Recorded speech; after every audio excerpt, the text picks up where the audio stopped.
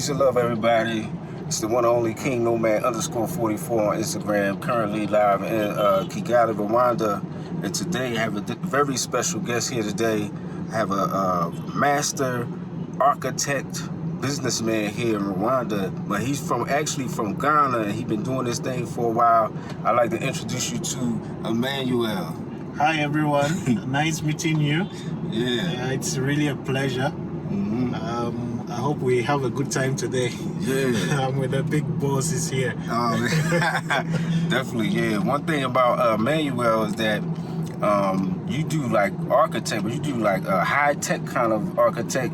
Could you mind telling me like what you do and things of that kind of nature? Yeah, so basically my background is technology architecture. But here in Rwanda, I'm focused on high-end buildings, luxurious houses, mostly villas. So we focus on the luxury part of it, the comfort access of it, and then also we mostly do home automation systems. So we kind of give you a high-end system here.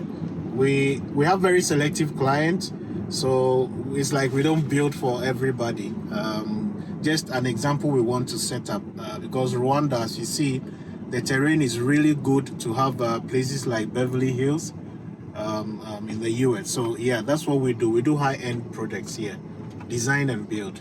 Nice, that's what's up. And I have the pleasure of seeing some of the work that Emmanuel is doing out here. So Emmanuel, you've been out here for 5 years, and you come from Ghana. Like, what's the difference between Ghana and Rwanda in your opinion? Well, one major difference I'll tell you is the system here in Rwanda. It's super organized, right? So, for example, if you want to buy a land in Rwanda, you don't need to go through a middleman. You don't need to worry about litigation. Whereas in Ghana, we have huge issues of litigation. So the system of land in Ghana and Rwanda is super different. And Rwanda's system is very easy for anyone to purchase land here without any problems at all. Another thing is also construction permit or any other compliance issue. In Rwanda, you can actually do that from your laptop. You don't need to go to any office. Everything is done online. Whereas in Ghana, you need to print chunks of documents. You need to do a lot of follow-up. So I would say that the organization in Rwanda, it's far better than in Ghana. Man, that's something. So I know with the work you do, you see like a lot of investors coming here to Rwanda or even in East Africa. Do you do business in other countries here in East Africa? Yeah, we've actually entered the Kenyan market. We've been to the Ugandan market and the Tanzanian market as well. Early next month, we're actually going to Burundi as well, because that's another place that is coming up. Burundi is really developing world. Yes, definitely. I love Burundi. Now, there's a lot of investors that are looking to Africa, especially from America, and UK, Canada, places like that. They're looking to invest in Africa. And yeah, matter of fact, all countries are looking to invest in Africa, Asia, everywhere. Yeah. For an investor, in your opinion, which country here in East Africa do you think would be the best bet for them or more lucrative for them? Yeah, I mean, the whole thing about investment is there's no investor that's invests based on sympathy or just say humanitarian purposes, right? So every investor wants to plow back their profit, and then you want a place where you are sure of the return of investment. With my experience in East Africa, I would say that I would go in for countries that has higher economy. So I'll choose Kenya, I'll choose Tanzania, and then Uganda, right, in East Africa, yes. Because there's purchasing of power, it's strong. There's money in the system, and then also there are a lot of guys who knows what they want, right? The other thing is you can invest in a project, say a school or a real estate, but then there are people who can afford it, but they don't really understand why they should pay that price for the product. But then in Kenya and Tanzania, with the little experience I've had, these guys know what they want. So it's really good for business. Yeah.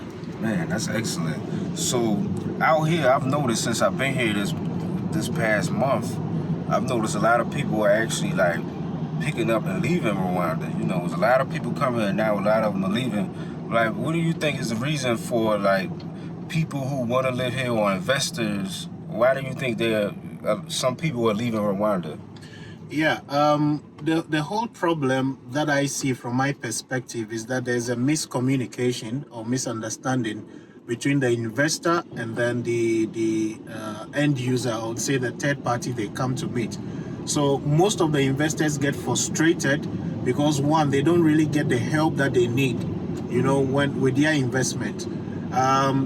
You go through all the compliance issues, but then you may end up having a challenge with the localities here, right? So you would think that the system is straightforward. You need to go through this and then have your project approved or something, and then whilst you are implementing your project, someone from somewhere will just come with another issue, you know, that would frustrate you. So I think a lot of investors that we have actually met in Rwanda are frustrated, you know, so that's why they leave. And it's becoming a worry to even us here, because with our firm, we've actually brought a lot of investors here in Rwanda as well.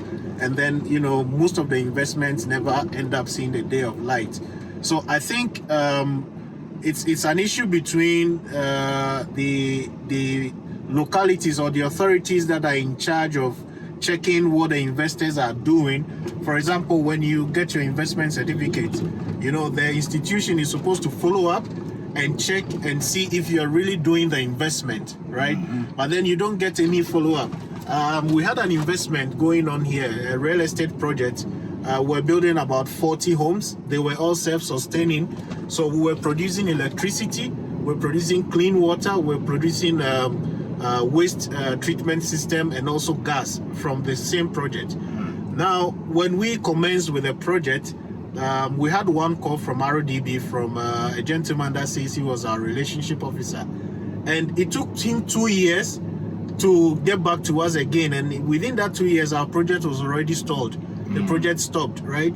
So we asked him, where have you been all these years? He said, oh, I've been following your WhatsApp status. You know, so that alone doesn't help. I think that some of these investors also just come in and they don't do the real investment, right? So it helps if the institution can really follow up and know that if these investors are truly doing what they say they want to do, because at the end of the day, this project is what we need to develop the country. So I think it's basically frustration that makes a lot of them leave. Yeah, and then they don't get the right people to talk to, you know, when they have issues. Because everybody seems like they know somebody in Rwanda and then they can offer help. But at the end of the day, you'll be told that you knocked at the wrong door. So you don't know which door is the wrong one and which door is the right one. Okay. Yeah. Man, that's something. Yeah.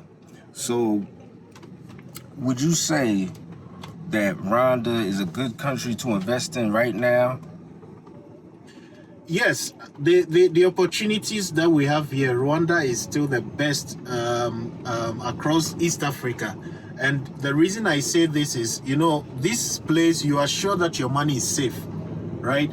Whereas in other East African countries, you know, it's not that you would waste your money through the investment, but it's not really safe. The reason I say this is, you see, you can go and cash money from the bank in Rwanda and walk on the street with the money. You can't do that in Kenya. You can't do that in Tanzania. I remember there was in 2019 we went to a retreat with my company. We went to Zanzibar, and we were just walking by the street around 6 p.m. and we got warned that, hey, don't walk on this street at this time. You can't have that in Rwanda. So that alone creates an enabling environment for investment. And then there's a lot of foreigners coming into Rwanda. So Rwanda is also becoming a cosmopolitan country, you know, where you get people from different countries coming here. So that also brings that that investment spirit up high here. Again, this is a place that is still developing, right? So where I'm centered in, that is real estate, there's a lot of opportunities in real estate here, a lot of them, you know. So it's still the best place, but there's still more to do in terms of the government, in terms of the institutions, bodies that are giving, say the authorities that are giving permits and regulations. I think there's still more to come up with, systems that can create an enabling environment for investors and the country. Oh man, that's awesome, man. Now I see a lot of people come here and they're not really investors, but they're people who want to probably build a house and just live their lives out in a peaceful place and stuff like that. Out here, I really don't see too much to do for children. What do you think is the best kind of people to come to Rwanda? What I'm saying is Rwanda good for younger people to come here and explore, or is it best for older people to come here and live out retirement and things like that? What do you think Rwanda caters to most? Yeah, from my perspective, I would say that it's good for people who are getting to the retirement stage, where you need a very peaceful area to have your house, and spend the rest of your life calmly. I would choose Rwanda for you. I mean, you can build your house, buy or build your house, and then live peacefully, because that we can assure you, this place is the safest that you can have, right? But then the challenge we have with young guys or young group that are really coming in here to start a family, the challenge goes with you trying to make ends meet as well, and then at that point you need to really be strategic with the kind of business you do, because whereas some of the countries you expect high return on investment, you might not get that here, so that might be a challenge. Again, I would say that there's also a bit of a challenge with education here, right? So if you want to raise a family and then you're used to a certain lifestyle where the exposure is much higher than here, you might not find it very convenient, with the education system for your kids as well. Yeah. So I would say that it's really good for people getting to retirement age where they want to have their retirement homes, just live life. That I would say is good for them. Yeah.